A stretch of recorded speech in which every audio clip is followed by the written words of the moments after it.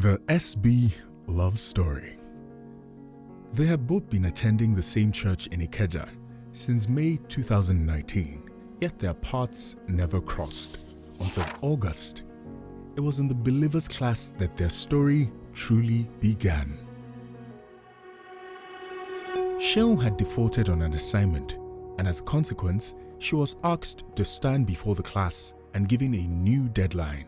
But in a bold move that stunned everyone, she calmly told the pastor she wouldn't be able to meet it, even with the extension. The room buzzed with reactions, but one man in particular was captivated.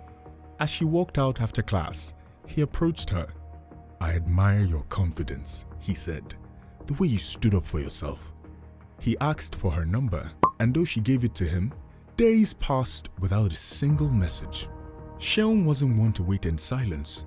The next time she saw him in church, she playfully confronted him. "I kept checking my phone, you know," she teased. He apologized, immediately sending her a WhatsApp message right there.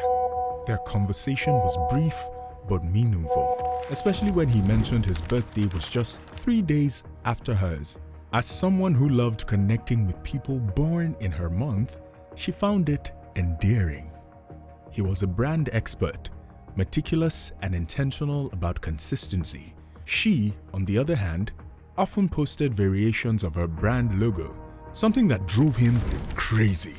"Why the inconsistency?" he would ask. And their banter about branding became a recurring theme in their growing friendship. But it wasn't just about logos. He became deeply invested in her growth, and without realizing it, she found herself falling for him. When the lockdown hit, their connection deepened. They talked endlessly, and soon they were inseparable. She valued his opinions, sought his approval, and secretly hoped she was the only one occupying his thoughts. One day, she gathered the courage to ask, "Am I the only one you're talking to like this?" His response made her heart flutter. "I just really like you, and I want to see you grow." Taking it to God, they committed to 30 days of prayer, seeking clarity about their future. By the end of it, Seun knew he was the one. On May 30th, 2020, as the lockdown eased, he finally asked the question, "Oluwa Seun, I've thought about my life in the next 5, 10, and 30 years. I've pictured where I want to be, and I'd love to have you on that journey."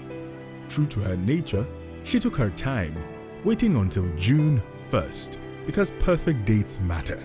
That night, she sent him a 2-minute voice note. "Oluwa Seun, Michael Benedict. I've thought about my life in the next 5, 10, and 40 years. I don't know what it holds, but I know God has great plans for me, and I think I want to be on this journey with you too. So yes, I'll be your babe." And that was the beginning of forever. Double.